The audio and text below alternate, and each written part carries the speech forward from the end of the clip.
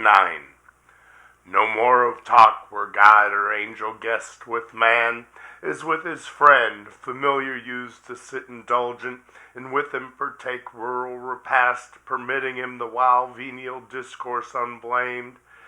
I now must change those notes to tragic, foul distrust, and breach disloyal on the part of man, revolt and disobedience. On the part of heaven, now alienated, distance and distaste, anger and just rebuke and judgment given, that brought into this world a world of woe, sin and her shadowed death, and misery, death's harbinger. A sad task, yet argument no less but more heroic than the wrath of stern Achilles on his foe pursued, thrice fugitive about Troy wall. The rage of Turnus for Lavinia disespoused, or Neptune's ire, or Juno's, that so long perplexed the Greek and Cytherea's son. If answerable style I can obtain of my celestial patroness, who deigns her nightly visitation unimplored, and dictates to me slumbering, or inspires easy my unpremeditated verse, since first this subject for heroic song pleased me long choosing and beginning late, not sedulous by nature to indite wars, hitherto the only argument heroic deemed, chief maestry to dissect with long and tedious havoc fabled night and battles feigned, the better fortitude of patience and heroic martyrdom unsung, or to describe races and games, or tilting furniture, and blazoned shields, and presses quaint, caparisons and steeds, bases and tinsel trappings, gorgeous knights at jousts and tournament, then marshalled feasts served up in hall with sewers and seneschals, the skill of artifice or office mean, not that which justly gives heroic name to person or to poem. Me of these, not skilled nor studious, higher argument remains, sufficient of itself to raise that name, unless of age too old, or cold climate, or years damp my intended wing depressed, and much they may, if all be mine, not hers who brings it nightly to my ear. The sun was set, and after him the star of Hesperus, whose office is to bring twilight upon the earth, short arbiter twixt day and night, and now from end to end night's hemisphere had veiled the horizon round, when Satan, who late fled before the threats of Gabriel out of Eden, now improved in meditated fraud and malice, bent on men's destruction, maugre what might hap heavier on himself, fearless returned. By night he fled, and at midnight returned from compassing the earth, cautious of day, since Uriel, regent of the sun, descried his entrance, and forewarned the cherubim that kept their watch. Thence, full of anguish driven, the space of 7 continued nights he rode with darkness, thrice the equinoctial line he circled, 4 times crossed the car of night from pole to pole, traversing each color. On the 8th returned, and on the coast diverse from entrance or cherubic watch, by stealth found unsuspected way. There was a place, not now, though sin not time for first wrought the change, where Tigris at the foot of paradise into a gulf shot underground, till part rose up a fountain by the tree of life, in which the river sunk, and with it rose Satan involved in rising mist, then sought where to lie hid. Sea he had searched, and land from Eden over Pontus, and the pool Metis, up beyond the river Ob, downward as far as Antarctic, then in length west from Orontes to the ocean barred at Darien, thence to the land where flows Ganges and Indus. Thus the orb he roamed with narrow search, and with inspection deep considered every creature, which of all most opportune might best serve his wiles, and found the serpent, subtlest beast of all the field. Him after long debate, Irresolute of thoughts revolved, his final sentence chose fit vessel, fittest imp of fraud, in whom to enter, and his dark suggestions hide from sharpest sight. For in the wily snake, whatever slights none would suspicious mark, is from his wit and native subtlety proceeding, which in other beasts observed doubt might beget of diabolic palpable power, active within beyond the sense of brute. Thus he resolved, but first from inward grief his bursting passion into plaints thus poured. O earth, how like to heaven, if not preferred more justly, seat worthier of gods, is built with second thoughts, reforming what was old. For what god after better, worse would build? Terrestrial heaven, danced around by other heavens that shine, yet bear their bright officious lamps, light above light, for thee alone, as seems, in thee concentring all their precious beams of sacred influence. As God in heaven is center, yet extends to all, so thou, centering, receives from all those orbs. In thee, not in themselves, all their known virtue appears productive, and the herb, plant, and nobler birth of creatures animate with gradual life of growth, sense, reason, all summed up in man. With what delight could I have walked thee round, if I could joy in aught sweet interchange of hill and valley, rivers, woods, and plains, now land, now sea, and shores with forest crowned, rocks, dens, and caves. But I in none of these found a place of refuge. And the more I see pleasures about me, so much more I feel torment within me, as from the hateful siege of contraries. All good to me becomes bane, and in heaven much worse would be my state. But neither here seek I, nor in heaven to dwell, unless by meistering heaven supreme. Nor hope to be myself less miserable by what I seek, but others to make such as I, though thereby worse to me redound. For only in destroying I find ease to my relentless thoughts, and him destroyed or won to what may work as utter loss, for whom all this was made, all this will soon follow, as to him linked in weal or woe.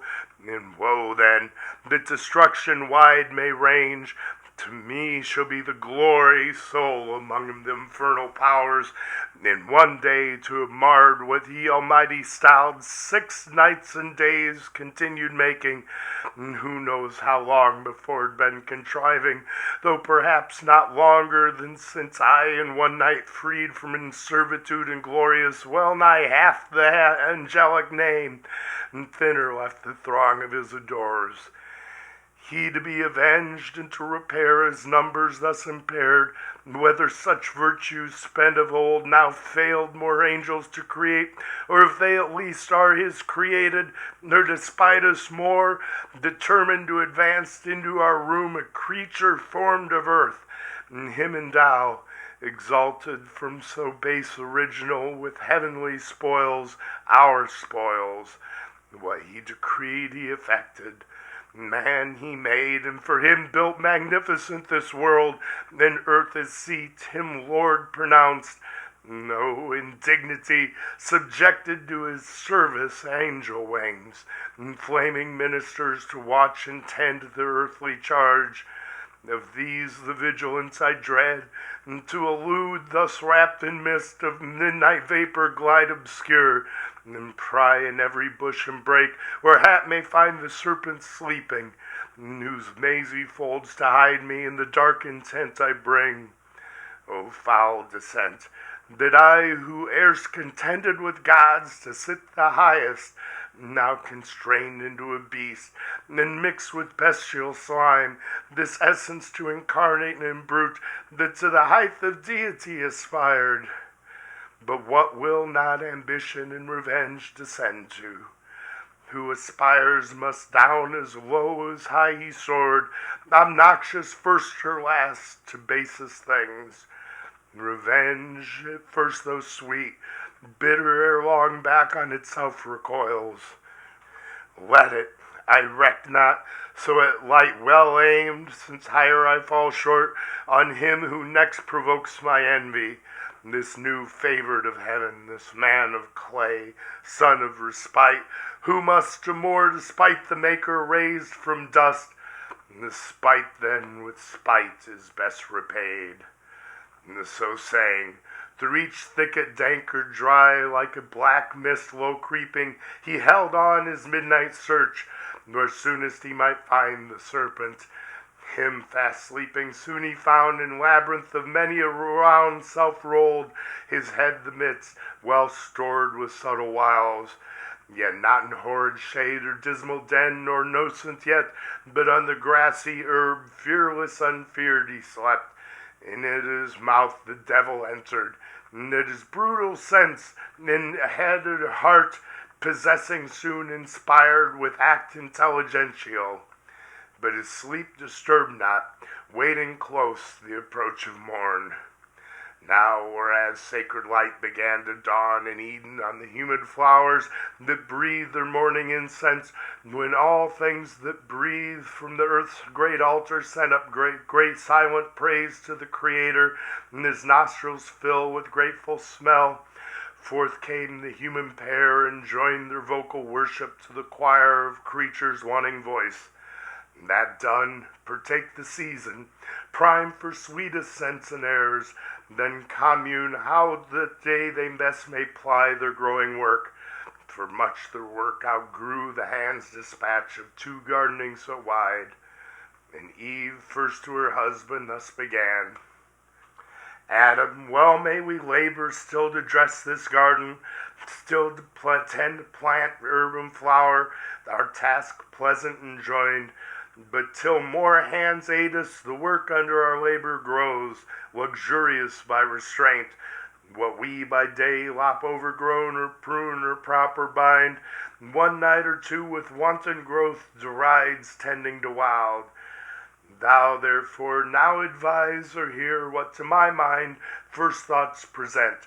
Let us divide our labors, thou where choice leads thee, or where most needs, whether to wind the woodbine round the arbor, or direct the clasping ivy where to climb, while I in yonder spring of roses intermixed with myrtle find what to redress till noon.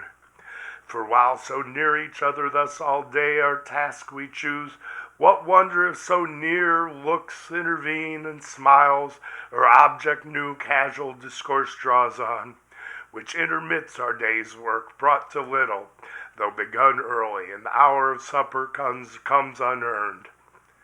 To whom mild answer Adam thus returned, Soul Eve, associate soul, to me beyond compare, above all living creatures dear, well hast thou motioned, well thy thoughts employed, how we might best fulfill the work which here God hath assigned us. Nor of me shall pass unpraised, for nothing lovelier can be found in woman than to study household good, and good works in her husband to promote. Yet not so strictly hath our God imposed the labor, as to debar us when we need refreshment, whether food or talk between, food of the mind, or this sweet intercourse of looks and smiles, for smiles from reason flow, to brute denied, and are of love the food, love not the lowest end of human life. For not to irksome toil, but to delight he made us, and delight to reason joined. These paths and bowers doubt not, but our joint hands will keep the wild wilderness with ease, as wide as we need walk, till younger hands ere long assist us. But if much converse perhaps thee satiate, to short absence I could yield, for solitude sometimes is best society, and short retirement urges sweet return. But other doubt possesses me, lest harm befall thee severed from me, for thou knowest what hath been warned us, what malicious foe, envying our happiness, and of his own despairing, seeks to work us woe and shame by sly assault, and somewhere nigh at hand watches, no doubt, with greedy hope to find his wish and best advantage, us asunder, hopeless to circumvent, us joined, where each to other speedy aid might lend at need. Whether his first design be to withdraw our fealty from God, or to disturb conjugal love, than which perhaps no bliss enjoyed by us excites his envy more, nor this, or worse, leave not the faithful side that gave thee being, still shades thee and protects. The wife, where danger, dishonor lurks, safest and seemliest by her husband stays, who guards her, and with her the worst endures. To whom the virgin majesty of Eve, as one who loves and some unkindness meets, with sweet austere composure just replied, offspring of heaven and earth, and all earth's Lord, that such an enemy we have, who seeks our ruin, both by thee informed I learn, and from the parting angel overheard, as in a shady nook I stood behind, just then returned at shut of evening flowers. But that thou shouldst my firmness therefore doubt, to God or thee, because we have a foe may tempt it, I expected not to hear. His violence thou fearest not, being such as we, not capable of death or pain, can either receive and can repel. His fraud is then thy fear, which plain infers thy equal fear that my firm faith and love can by his fraud be shaken or seduced. Thoughts, which how found they harbor in thy breast, Adam, misthought of her to thee so dear? To whom with healing words Adam replied, daughter of God and man, immortal Eve, for such thou art, from sin and blame entire, not diffident of thee do I dissuade thy absence from my sight, but to avoid the attempt itself, intended by our foe. For he who tempts, though in vain, at least disperses with the tempted with dishonor foul. Suppose not incorruptible of faith, not proof against temptation, thou thyself with scorn and anger wouldst resent the offered wrong, though ineffectual found. Misdeem not then, if such affront I labor to avert from thee alone, which on us both at once the enemy, though bold, will hardly dare, nor daring first on me the assault shall light. Nor thou his malice and false guile contemn, subtle he needs must be, who could seduce angels, nor think superfluous others' aid. I from the influence of thy looks receive access in every virtue, in thy sight more wise, more watchful, stronger, if need were of outward strength, while shame, thou looking on, shame to be overcome or overreached, would utmost vigor raise, and raised unite.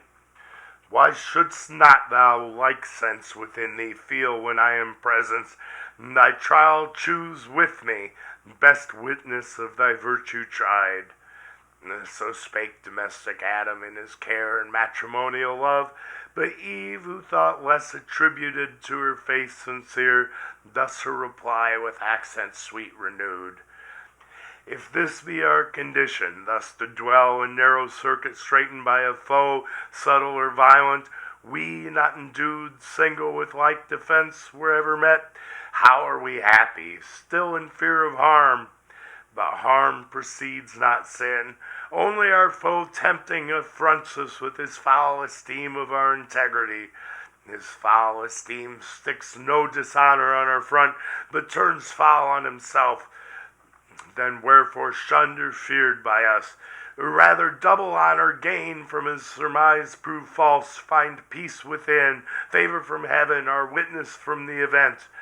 And what is faith, love, virtue, unassayed alone, without exterior help sustained? Let us not then suspect our happy state, left so imperfect by the maker wise, as not secured as single or combined. Frail is our happiness, if this be so, and Eden were no Eden thus exposed.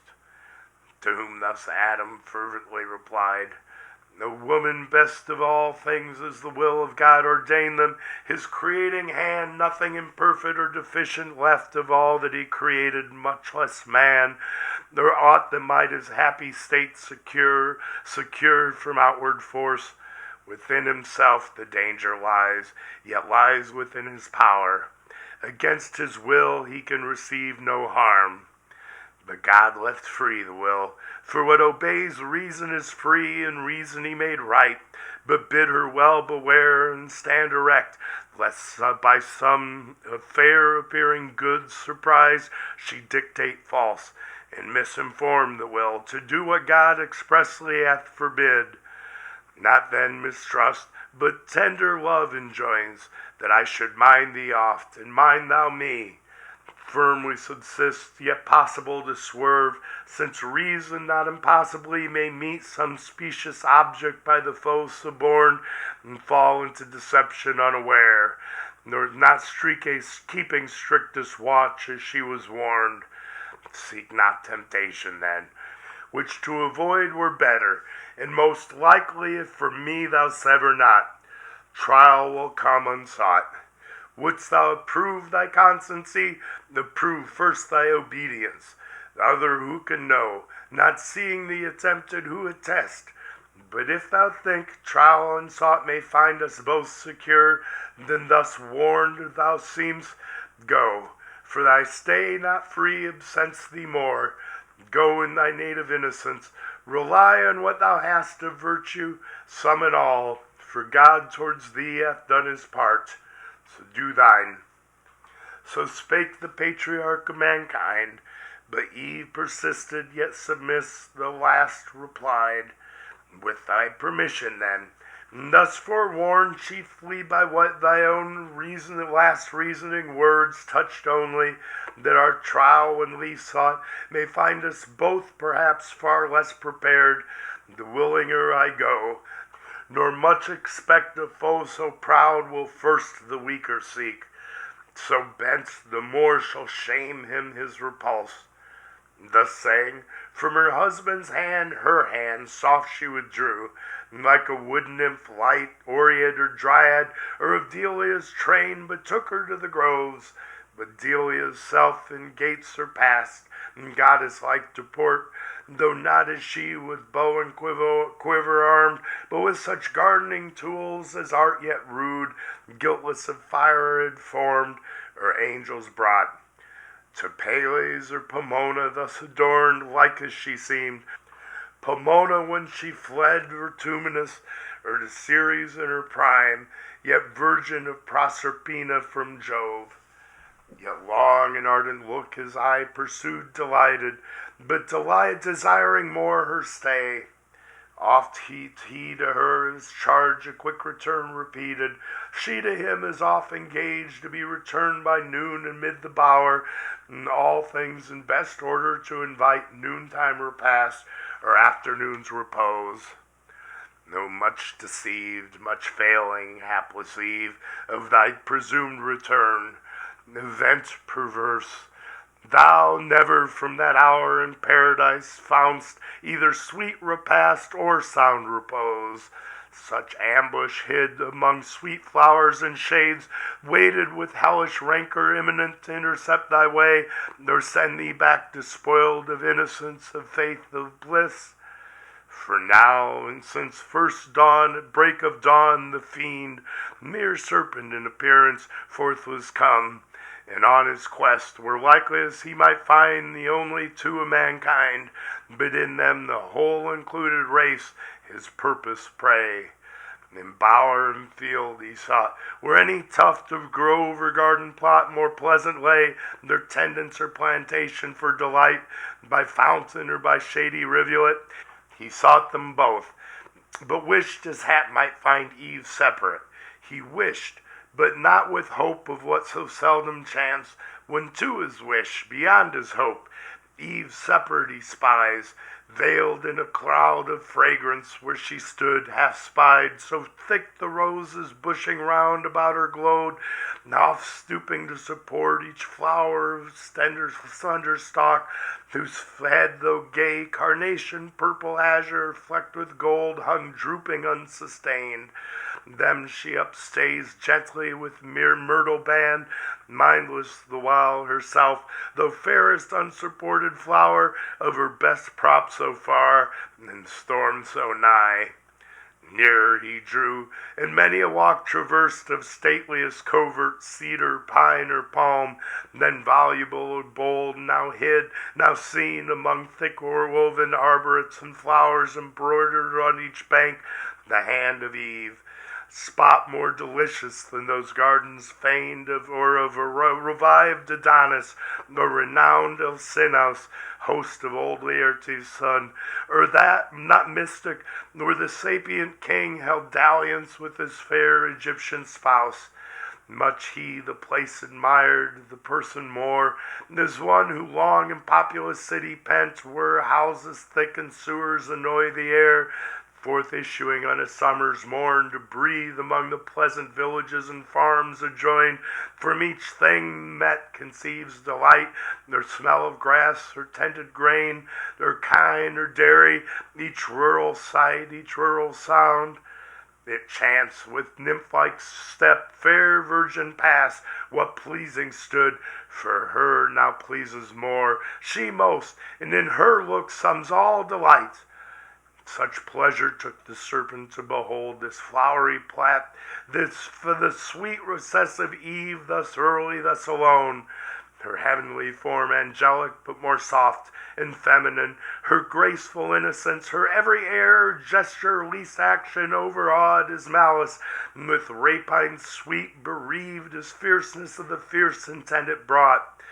That space the evil one abstracted stood from his own evil, and for the time remained stupidly good, of enmity disarmed, of guile, of hate, of envy, of revenge. But the hot hell that always in him burns, though in mid-heaven, soon ended his delight, and tortures him now more, the more he sees of pleasure not for him ordained. Then soon fierce hate he recollects, and all his thoughts of mischief gratulating thus excites. Thoughts, whither have you led me? That with sweet compulsions thus transported to forget what hither brought us, hate, not love, nor hope of paradise for hell, hope here to taste of pleasure, but all pleasure to destroy, save what is in destroying, other joy to me is lost. Then let me not pass occasion which now smiles, behold alone the woman, opportune to all attempts, her husband, for I view far round, and not nigh, whose higher intellectual more I shun, in strength of courage haughty, and of limb heroic built, though a terrestrial mold, a foe not informidable, exempt from wound, I not, and so much hath hell debased, in pain enfeebled me to what I was in heaven. She fair, divinely fair, fit love for God, not terrible, though terror be in love and beauty, not approached by stronger hate, hate stronger under show of love well feigned, the way which to her ruin now I tend. So spake the enemy mankind, and then clothes and serpent inmate bad, and toward Eve addressed his way, not with indented wave prone on the ground as since, but on his rear circular base of rising folds, that towered fold above fold, a surging maze, his head crusted aloft and carbuncle his eyes, with burnished neck of verdant gold, erect amidst the circling spires that on the grass floated redundant. Pleasing was his shape, and lovely, never since of serpent kind lovelier, not those that in Illyria changed Hermione and Cadmus, or the god in Epidaurus, nor to which transformed Ammonian Jove or Capitoline was seen, he with Olympias, this with her who bore Scipio the height of Rome, with tract oblique at first, as one who sought access but feared to interrupt, sidelong he works his way, as when a ship by skilful steersmen wrought nigh river's mouth or foreland, where the wind veers oft, so steers and shifts her sail, so varied he, and of his tortuous train curled many a wanton wreath in sight of Eve to lure her eye. She busy heard the sound of rustling leaves, but minded not, as used to such disport before through the field from every beast more duteous to her call than at Circean call the herd disguised. He bolder now uncalled before her stood, but as in gaze admiring, oft he bowed his turret crest and sleek enameled neck, fawning and licked the ground whereon she trod. His gentle dumb expression turned at length the eye of Eve to mark his play. He glad of her attention gained with serpent tongue organic, her impulsive vocal air, his fraudulent temptation thus began. Wonder not, sovereign mistress, if perhaps thou canst, who are so wonder, much less harm thy looks, the heaven of mildness with disdain, displeased that I approach thee thus, and gaze insatiate, I thus single, nor have feared thy awful brow, more awful thus retired.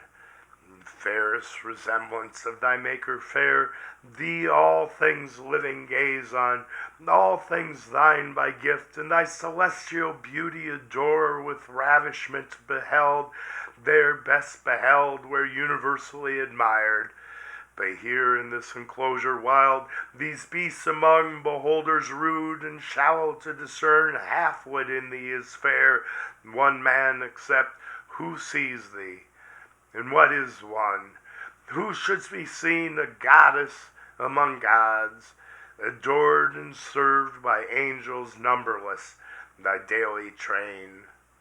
So glows the tempter, and his proem tuned into the heart of Eve as words made way, though at the voice much marveling. At length, not unamazed, she thus in answer spake. What may this mean? Language a man pronounced by tongue of brute and human sense expressed? The first at least of these I thought denied to beasts, whom God on their creation day created mute to all articulate sound. The latter I demur, for in their looks much reason, in their actions oft appears. Thee, serpent, subtlest beast of all the field I knew, but not with human voice endued. Redouble then this miracle, and say, how camest thou speakable of mute, and how to me so friendly grown above the rest of brutal kind, that daily are in sight? Say, for such wonder claims attention due. To whom the guileful tempter thus replied, Empress of this fair world, resplendent Eve, easy to me it is to tell thee all what thou commandst, and right thou shouldst be obeyed. I was at first as other beasts that gaze the trodden herb, of abject thoughts and low, as was my food, nor aught but food discerned or sex, and apprehended nothing high, till on a day roving the field I chanced a goodly tree far distant to behold, loaden with fruit of fairest colors mixed, ruddy and gold. I nearer drew to gaze, when from the boughs a savory odor blown, grateful to appetite, more pleased my sense than smell of sweetest fennel, nor the teats of ewe or goat dropping with milk at even, unsucked of lamb or kid that tend their play. To satisfy the sharp desire I had of tasting those fair apples, I resolved not to defer. Hunger and thirst at once, powerful persuaders, quickened at the scent of that alluring fruit, urged me so keen. About the mossy trunk I wound me soon, for high from ground the branches would require thy utmost reach or atoms. Round the tree all the other beasts that saw, with like desire, longing, and envying stood, but could not reach. Amid the tree now got, where plenty hung, tempting so high, to pluck and eat my fill I spared not. For such pleasure till that hour at feed or fountain never have I found.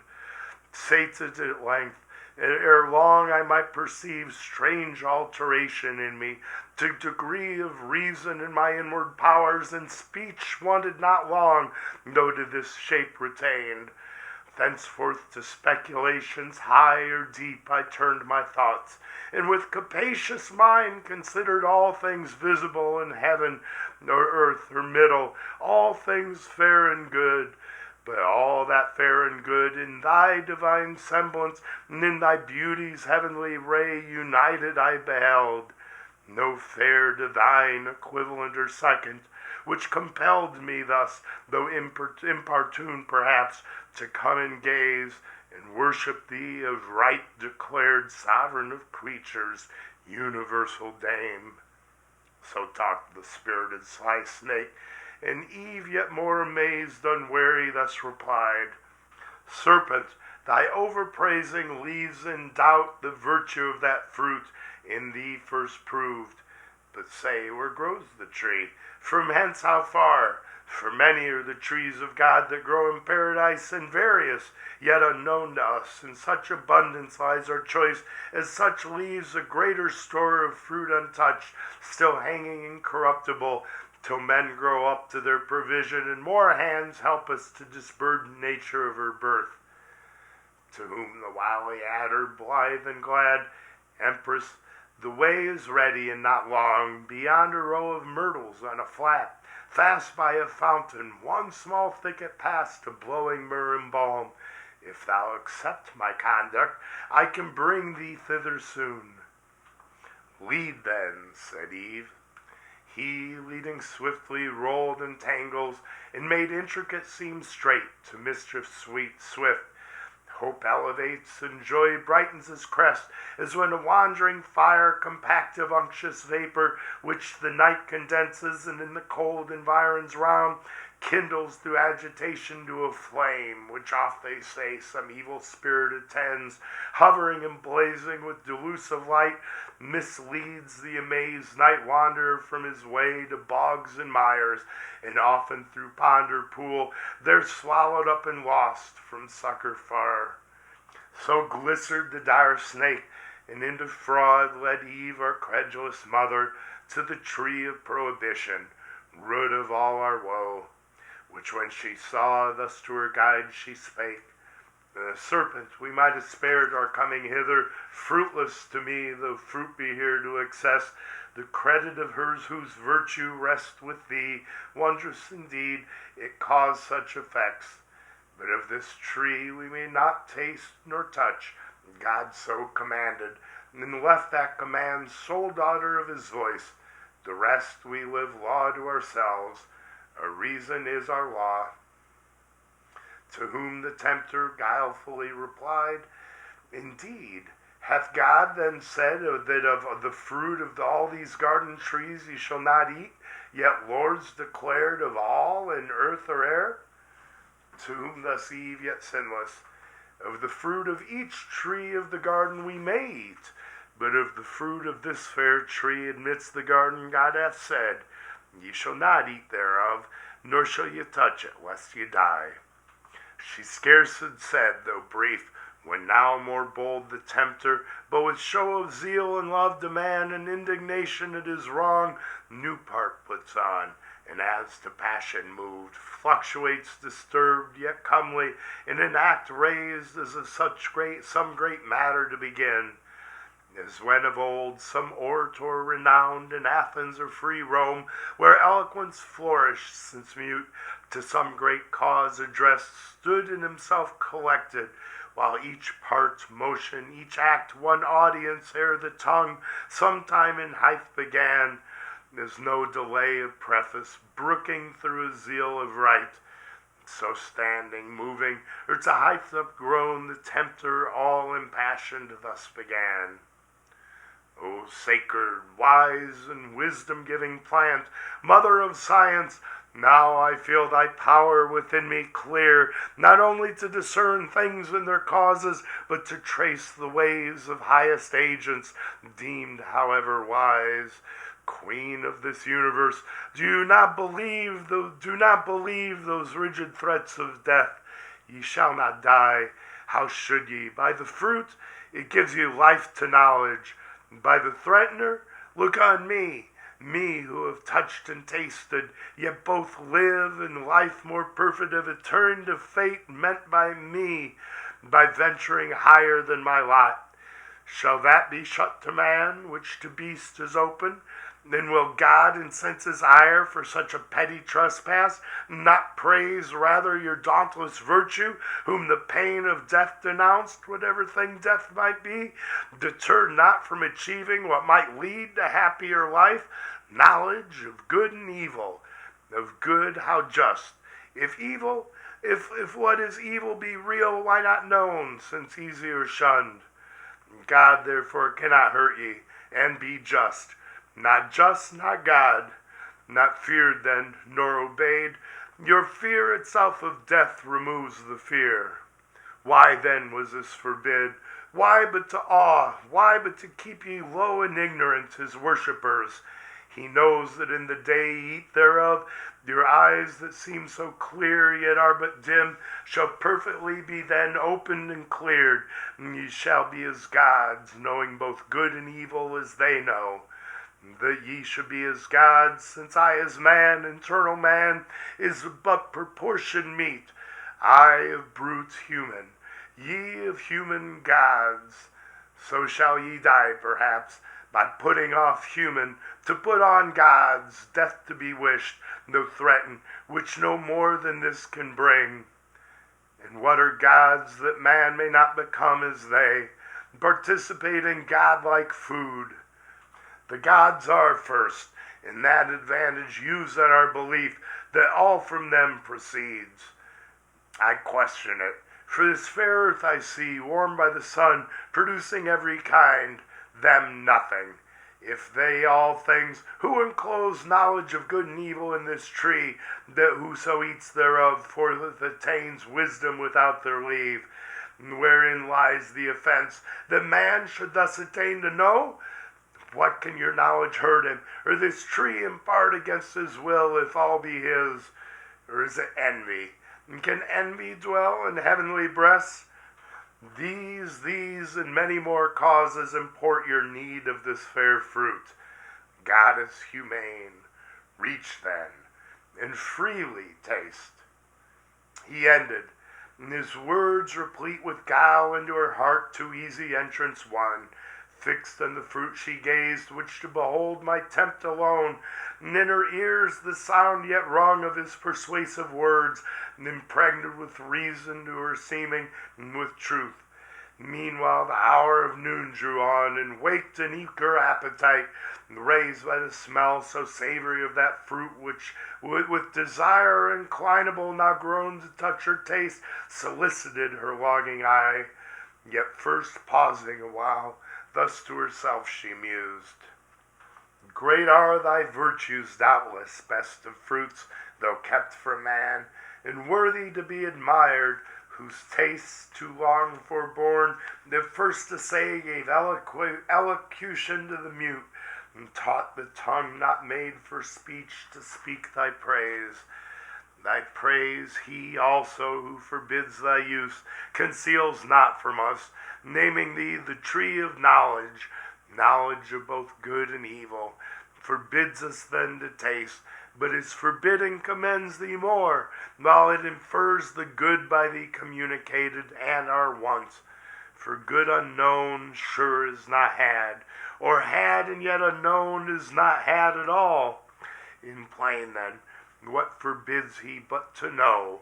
Forbids us good, forbids us to be wise. Such prohibitions bind not. But if death bind us with afterband, what profits then our inward freedom?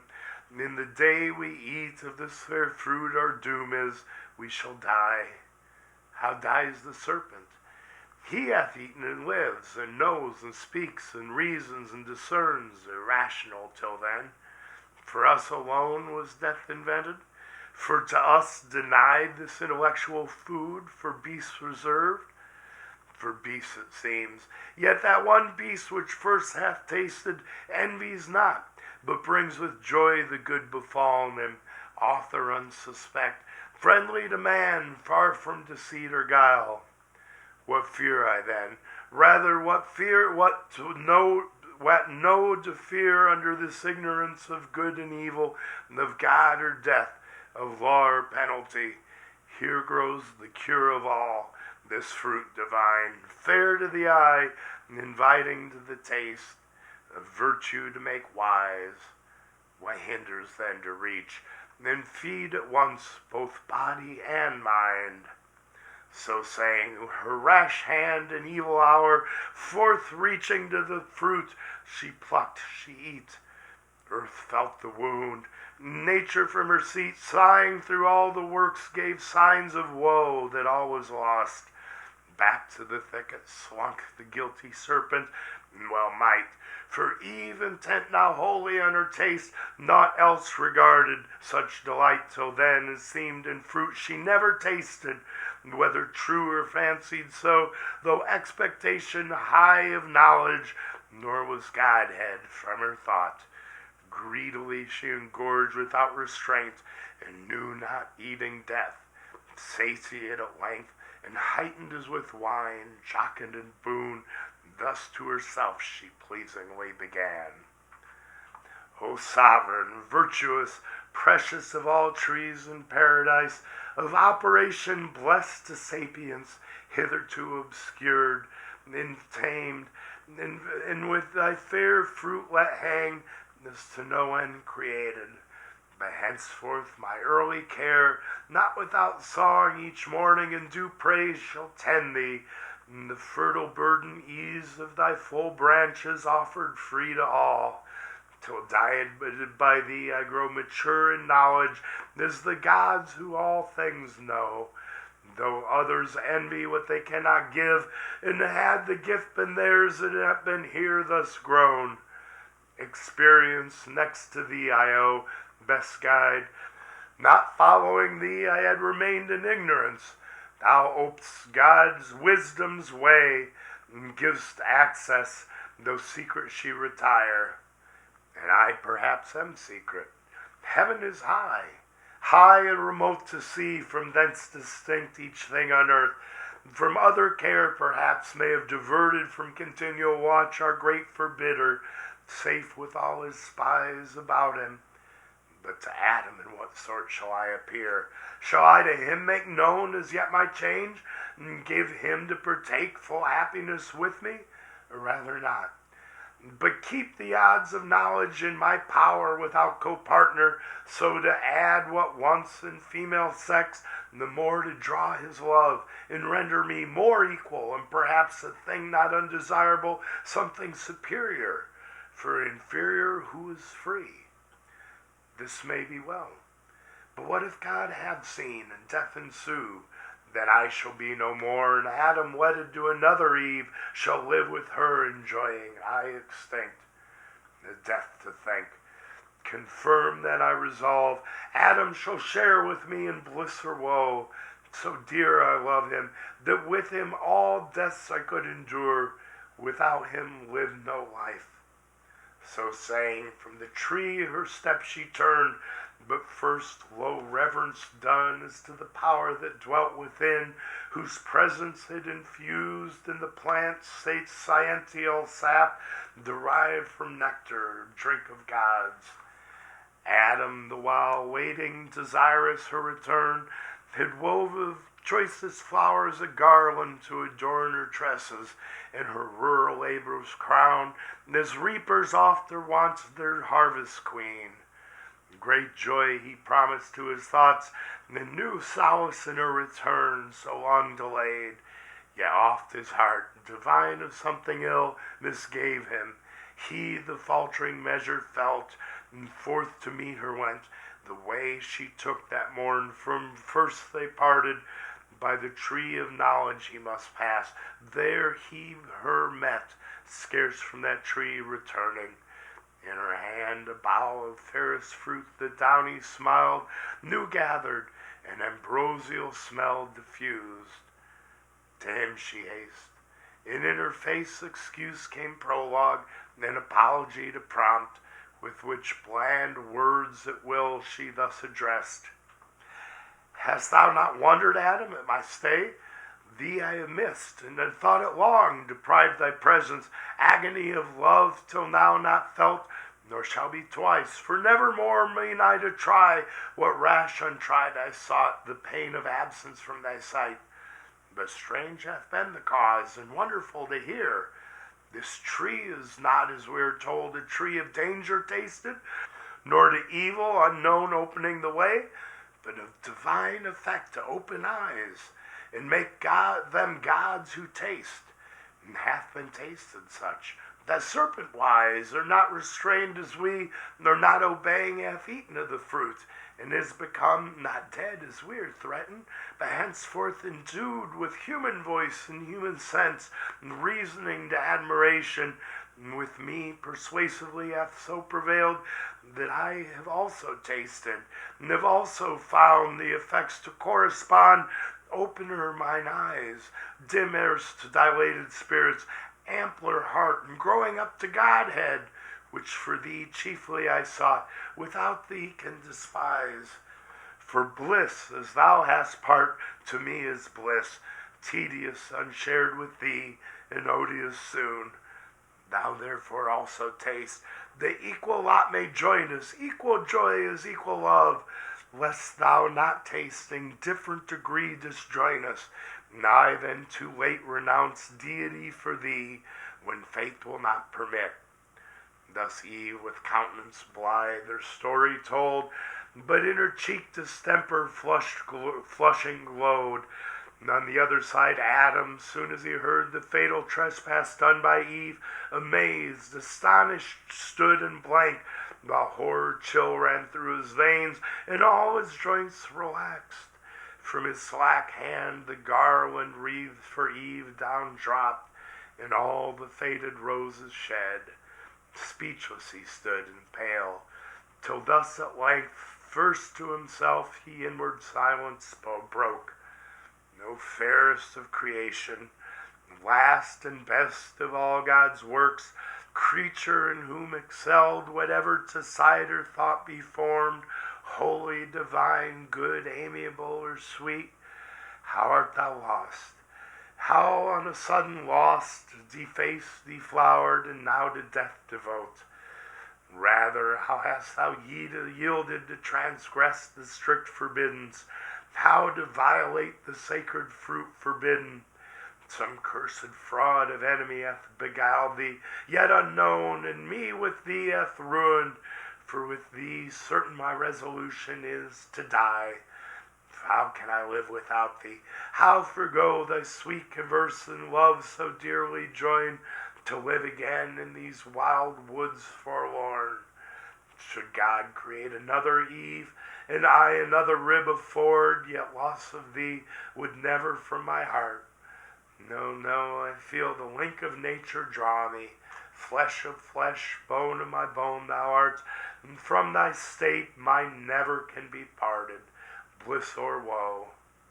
So having said, as one from sad dismay recomforted, and afterthoughts disturbed, submitting to what seemed remediless, thus in calm mood his words to Eve he turned. Bold deed thou hast presumed, adventurous Eve, and peril great provoked. Who thus hath dared, had it only been coveting to eye the sacred fruit, sacred to abstinence, much more to taste it under ban to touch. But past who can recall, or done undo? Not God omnipotent, nor fate. Yet so perhaps thou shalt not die. Perhaps the fact is not so heinous now, for tasted fruit, profaned first by the Spirit, by him first made common and unhallowed ere our taste, nor yet on him found deadly, he yet lives, as thou saidst, and gains to live as man, higher degree of life, an inducement strong to us, as likely tasting to attain proportional assent, which cannot be but to be gods, or angels, demigods. Nor can I think that God, creator wise, though threatening, will in earnest so destroy us as prime creatures, dignified so high, set over all his works, which in our fall for us created, needs with us must fail, dependent made. So God shall uncreate, be frustrate, do undo, and labor lose. Not well conceived of God, who though his power creation could repeat, yet would be loath us to abolish, lest the adversary triumph and say, fickle their state whom God most favors, who can please him long? Me first he ruined, now mankind, whom will he next? Matter of scorn, not to be given the foe. However, I with thee have fixed my lot, certain to undergo like doom. If death consort with thee, death is to me as life. So forcible within my heart I feel the bond of nature draw me to my own in thee, for what thou art is mine. Our state cannot be severed. We are one flesh. To lose thee were to lose myself. So Adam, and thus Eve to him replied, O glorious trial of exceeding love, illustrious evidence, example high, engaging me to emulate, but short of thy perfection, how shall I attain, Adam, from whose dear side I boast me sprung? And gladly of our union hear thee speak, one heart, one soul in both, whereof good proof this day affords, declaring thee resolved, rather than death or aught more than death more dread shall separate us, linked in love so dear, to undergo with me one guilt, one crime, if any be, of tasting this fair fruit, whose virtue for of good still good proceeds, direct, nor by occasion hath presented this happy trial of thy love, which else so eminently never had been known. Were it, I thought, death menaced would ensue this my attempt, I would sustain alone the worst, and not persuade thee, rather die deserted, than oblige thee with a fact pernicious to thy peace, chiefly assured, remarkably so late, of thy so true, so faithful love unequalled. But I feel far otherwise the event, not death, but life augmented, opened eyes, new hopes, new joys, taste so divine that what of sweet before hath touched my sense, flat seems to this, and harsh on my experience Adam freely taste, in fear of death delivered to the winds. And so saying, she embraced him, and for joy tenderly wept, much won that he his love had so ennobled, as of choice to incur divine displeasure for her sake, her death. In recompense for such compliance bad, such recompense best merits, from the bough she gave him of that fair enticing fruit with liberal hand. He scrupled not to eat against this better knowledge, not deceived, but fondly overcome with female charm. Earth trembled from her entrails, as again in pangs, and nature gave a second groan. Sky lowered, and muttering thunder, some sad drops wept at completing of the mortal sin original. While Adam took no thought, eating his fill, nor Eve to iterate her former trespass feared, the more to soothe him with her love's society, that now as with new wine intoxicated both, they swim in mirth, and fancy that they feel divinity within them breeding wings wherewith to scorn the earth. But that false fruit far other operation first displayed, carnal desire inflaming. He on Eve began to cast lascivious eyes, she him as wantonly repaid. In lust they burned, till Adam thus 'gan Eve to dalliance move. Eve, I see thou now art exact of taste, and elegant, of sapience no small part, since to each meaning savour we apply, and palate call judicious. I the praise yield thee, so well this day thou hast purveyed. Much pleasure we have lost, while we abstained from this delightful fruit, not known till now, true relish tasting. If such pleasure be in things thus forbidden, it might be wished that for this one tree had been forbidden 10. become so well refreshed, now let us play. And meet is as after such delicious fare, for never did thy beauty, since the day I first saw thee and wedded thee, adorned with all perfections, so inflame my sense with ardor to enjoy thee. Fairer now than ever, bounty of this virtuous tree. So said he, and forbore not glance or tore of amorous intent, well understood of Eve, whose eye darted contagious fire. Her hand he seized into a shady bank, thick overhead with verdant roof embowered, he led her nothing loath. Flowers were the couch, pansies and violets, and asphodel, and hyacinth, earth's freshest, softest lap. There they their fill of love and love to sport took largely, of their mutual guilt the seal, the solace of their sin, till dewy sleep oppressed them, wearied with their amorous play.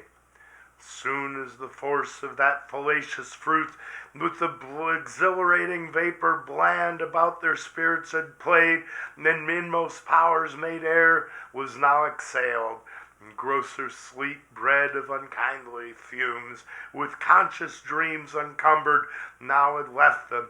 Up they rose as from unrest, and each other viewing, soon found their eyes how opened, and their minds how darkened. Innocence that as a veil had shadowed them from knowing ill was gone. Just confidence in native righteousness and honor from about them, naked left to guilty shame. He covered, but his robe uncovered more.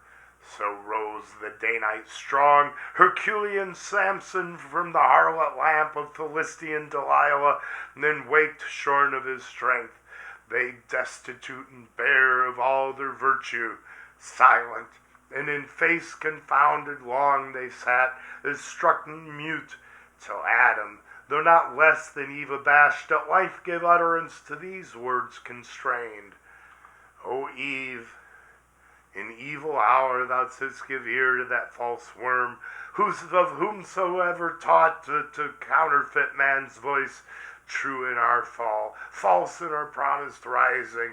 Since our eyes opened, we indeed find and find to know both good and evil, good lost and evil got, bad fruit of knowledge. If this be to know, what leaves us naked then, of honor void, of innocence, of faith, of purity, our wonted ornaments now soiled and stained, and in our faces evident the signs of foul concupiscence, whence evil store, and even shame, the last of evils. Of the first be sure then. For how shall I behold the face henceforth of God or angel, erst with joys and rapture so oft beheld? These heavenly shapes will dazzle now this earthly, with their blaze insufferably bright.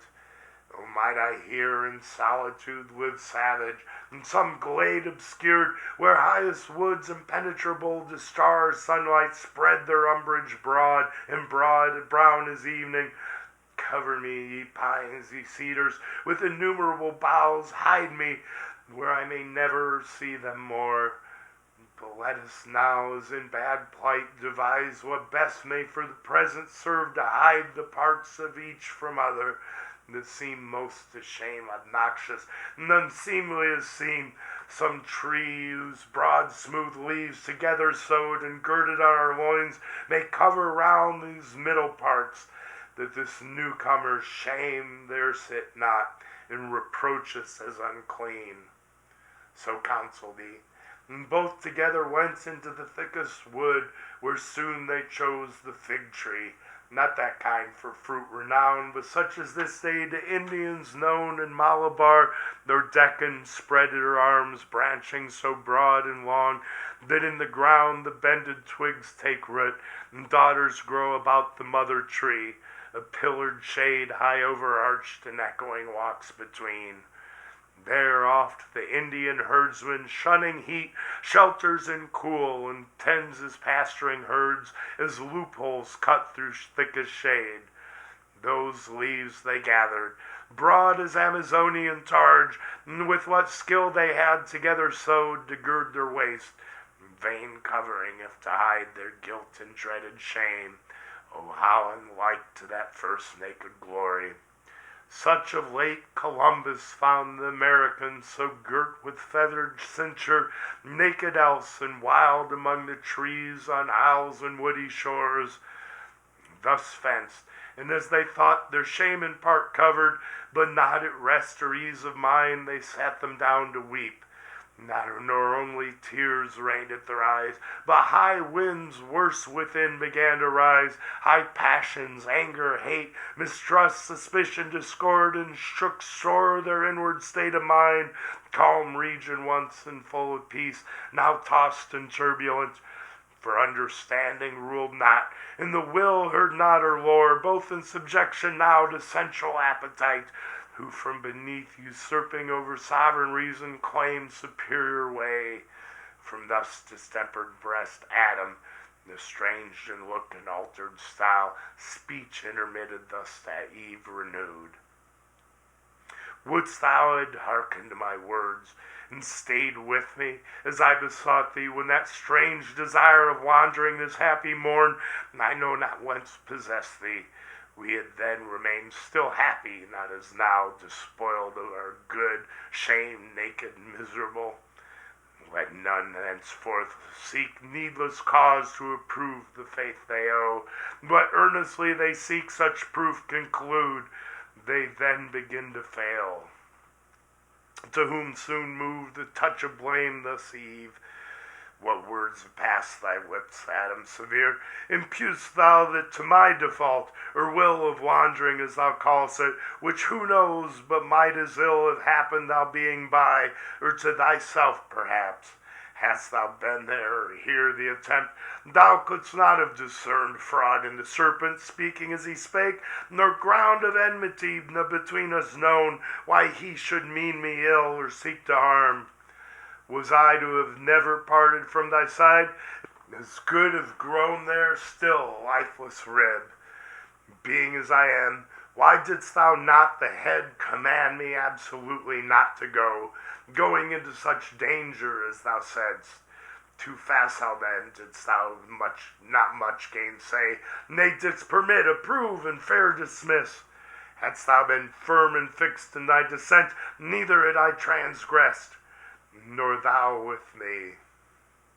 To whom thus first incensed Adam replied, Is this the love? Is this the recompense of mine to thee, ungrateful Eve, expressed immutable when thou wert lost, not I, who might have lived, enjoyed immortal bliss, yet willingly chose rather death with thee? Am I now upbraided as the cause of thy transgressing? Not enough severe, it seems, in thy restraint. What could I more? I warned thee, I admonished thee, foretold the danger and the lurking enemy that lay in wait. Beyond this had been force, and force upon free will hath here no place. But confidence then bore thee on, secure either to meet no danger, to find matter of glorious trial. And perhaps I also erred in overmuch admiring what seemed in thee so perfect, that I thought no evil durst to tempt thee. But I rue that error now, which has become my crime, and thou the accuser. Thus it shall befall him who to worth in woman over-trusting lets her will rule. Restraint she will not brook, and left to herself, if evil thence ensue, she first his weak indulgence will accuse. Thus they in mutual accusation spent the fruitless hours, but neither self-condemning, and of their vain contest appeared no end. The end of the 9th book.